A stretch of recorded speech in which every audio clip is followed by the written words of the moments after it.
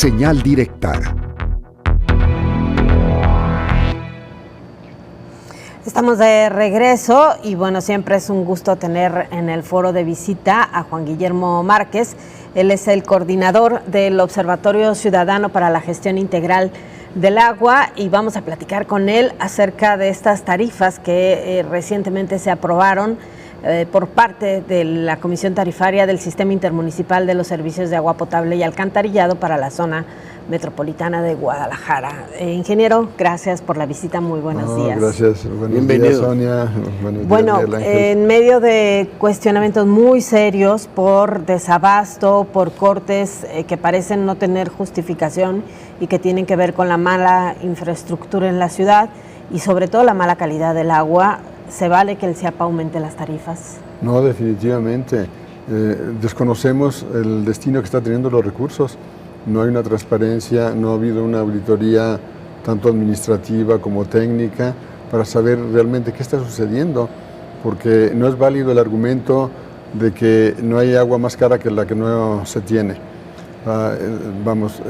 Las tarifas siempre se argumenta que son muy bajas, que la gente no está pagando lo que debiera, pero diríamos, ¿comparado con quiénes? ¿Con qué ciudades en el mundo de las que se puede beber el agua de la llave sin enfermarse? ¿Cómo estamos con relación a ellos? Conocemos casos de oficinas o lugares donde tienen muy bajo consumo, uno en particular que tiene un consumo en el año de 2 metros cúbicos, muy bajo el consumo, y sin embargo le cobran cerca de 5,000 pesos.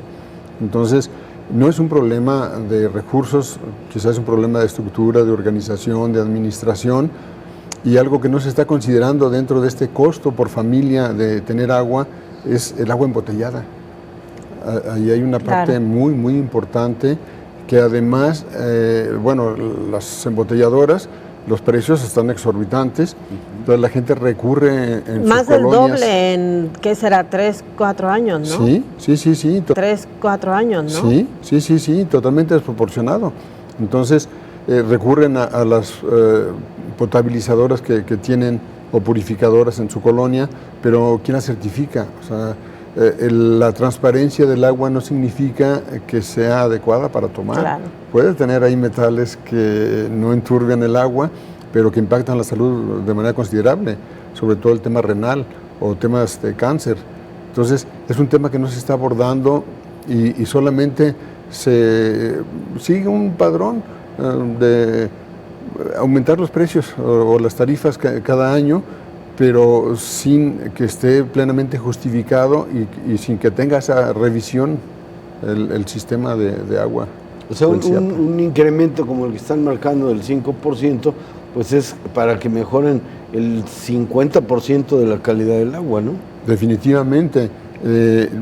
Tengo noticia de algún exdirector de potabilización el sexenio pasado, en donde en algún momento decidieron tener ahorros, pero en los químicos para el tratamiento.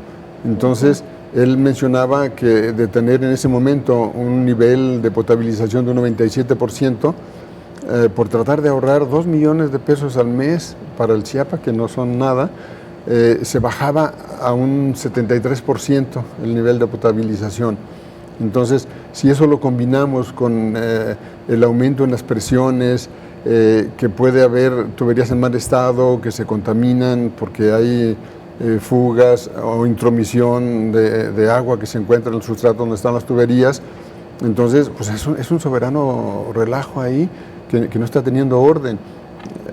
Ahí la solución sería que se formara un comité técnico, científico, ciudadano, no como el comité tarifario que ha sido un tanto a modo, en donde escogieron al azar algún representante de colonias, en donde pues tiene todo el control el gobierno y no hay una verdadera participación ciudadana, mucho menos técnica.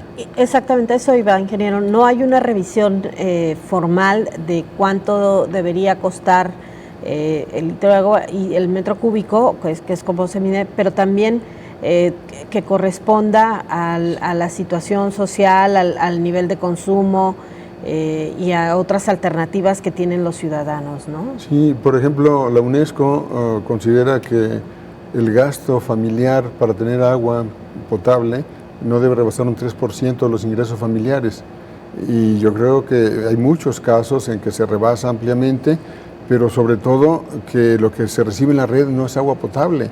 Entonces, es un tema de primer orden, debe ser una prioridad. Hay otra situación que eso ya lo habíamos visto hace unos 12 años, trajimos un técnico alemán que se había encargado del suministro en Alemania del agua. En el caso de San Juan de los Lagos, por ejemplo, es uno de los municipios en los altos que depende mucho del agua superficial, y él estaba sorprendido, como se sorprendería aquí en lo que hace el CIAPA, de mezclar aguas de diferentes calidades. O sea, el crecimiento de la ciudad no se dio de súbito, fue gradual. Entonces la edad de las tuberías pues es distinta, claro. Las condiciones de los pozos que abastecían las colonias que fueron creciendo es distinta, pero ahora con el acuaférico encontramos que todo se mezcla. Entonces sería como mezclar en el hogar el agua del garrafón con la de los trastes de la lavadora. Entonces, por pequeñas cantidades que sean esta mezcla, pues ya le quita la condición de poderse beber. Claro. Ingeniero, y la otra parte es la poca o nula inversión en el crecimiento de la infraestructura, si la ponemos contra el desarrollo inmobiliario, sobre todo el desarrollo vertical, en donde las factibilidades que entrega el CIAPA son prácticamente, si pasa un tubo por afuera, entonces ya es viable el proyecto, aunque eso implique abastecer a cientos de familias, ¿no? Sí, y lo vemos con el anuncio que se hace el día de ayer, en donde ya está resuelto el tema por 50 años. ¿Cómo se puede interpretar esto? Pues que se van a dar muchas factibilidades con ese pretexto, claro, sin tomar en consideración las condiciones verdaderas que tiene, en este caso, la cuenca que pretende completar el abasto. Entonces, volviendo a insistir en la necesidad de un comité técnico, científico, ciudadano, que ayude para que se tengan mejores decisiones. Tiene que haber una revisión de fondo de qué está haciendo el CIAPA. No es posible mantener una estructura de 30, 40 años cuando tenemos ahora acceso a tecnologías que nos pueden favorecer muchísimo. Y con esto no significa que se despida personal, sino que se les capacite mejor y que estén apoyando áreas estratégicas que son necesarias. Y definitivamente el tema del crecimiento urbano tiene que observarse. Se debe hacer lo que ya muchos países están haciendo en grandes construcciones, ya a partir de multifamiliares, en donde sea obligatorio el aprovechamiento de agua de lluvia. Los nidos de lluvia son un paliativo muy, muy precario. O sea, que alguien pueda tener 3, 4 semanas, un mes, sí ayuda al sistema, pero el número, las condiciones para tenerlos es muy bajo todavía. El que puede tener un mayor impacto son las nuevas construcciones, sobre todo las comerciales, las industriales, porque pueden tener reusos. Entonces, claro. Pero no solamente esto no está pasando, ingeniero, sino que incluso el agua del subsuelo se está yendo al drenaje, y lo vimos con esta visita que hicieron los vecinos de San Rafael a los mantos, a la zona de mantos ahí en el parque, y lo que está ocurriendo en muchas perforaciones profundas para la construcción de edificios, ¿no? Así es, vemos otro ejemplo que es el Mercado Corona, en donde el nivel más bajo de estacionamiento pudo haber sido un gran aljibe ahí, porque está impactando corrientes subterráneas. Entonces todo ese complejo podría tener un autosuministro. Vemos los negocios que están cerca de la calzada, un diario que está por ahí que le han impedido que utilice y le obligan a que tire el agua al drenaje. No sabemos, por otro lado, qué está sucediendo con el bombeo. Yo tuve noticias, claro, de manera extraoficial por un compañero que estuvo en la obra, que hay unas 4 o 5 bombas de alto poder bombeando el agua porque impactaron el cauce del como sucede con la línea 3, ¿no? Así es. Entonces no conocemos ahí el impacto que eso está teniendo, siendo que pudiera aprovecharse esa agua y ayudar al suministro. La recarga de los acuíferos, es increíble cómo, teniendo una esponja muy apta para la recarga de los acuíferos, se está descuidando.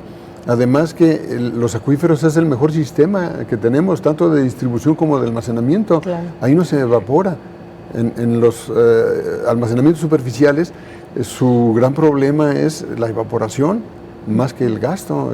Claro. El agua de Chapala no le impacta tanto la extracción de los 240 millones como sí la evaporación.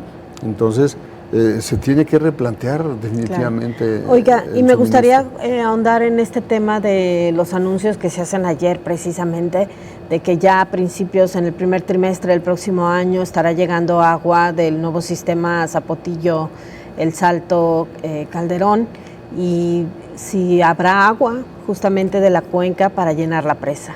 Bueno, el nivel de la presa del Salto pues es aceptable, puede ayudar con el bajo almacenamiento que tiene del río Calderón, la Elías González Chávez, pero lo que sí está un poco en duda todavía por los avances que hemos visto del acueducto Zapotillo, El Salto, va con algo de retraso.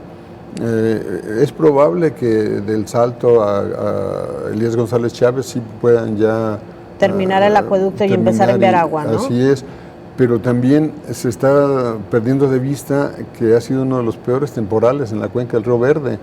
Entonces, el pequeño chorrito que puede traer la corriente muy escasa al cerrar en febrero, como anuncian la cortina, no va a proveer de mayor volumen, puesto que buena parte pues será infiltración en el propio vaso de la presa hasta que se sature y pueda estar almacenando ya un volumen considerable.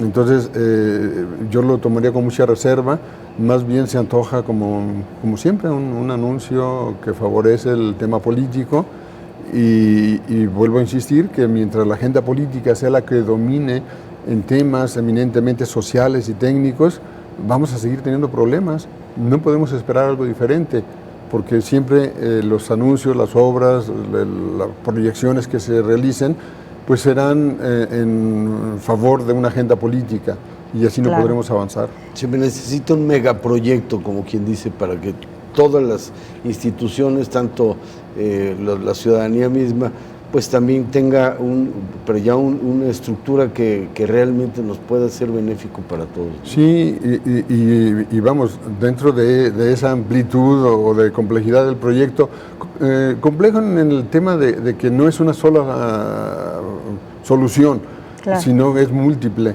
Entonces, pero habrá que empezarla en algún momento, porque de lo contrario, haciendo lo mismo, vamos a seguir teniendo los problemas. Es lamentable que a estas alturas de la vida se sigan aferrando a un modelo totalmente obsoleto, que ya muchos países lo han abandonado. Que es el de las presas, ¿no? Y se piense en soluciones mágicas y únicas. Tiene que ser gradual, paulativo, se tiene que medir, se tiene que supervisar, se tiene que tener a las personas realmente capacitadas en los puestos. Claro. Ingeniero, como siempre, un gusto platicar con usted. Gracias por la visita. Gracias para mí y espero que a nuestro querido auditorio pues le resulte de utilidad la información y pues agradecer la difusión que los medios gracias. hacen. Sí, gracias. Muchas gracias y muy amable. Gracias. Es Juan Guillermo Márquez, quien es coordinador del Observatorio Ciudadano para la Gestión Integral del Agua. Nosotros hacemos una pausa.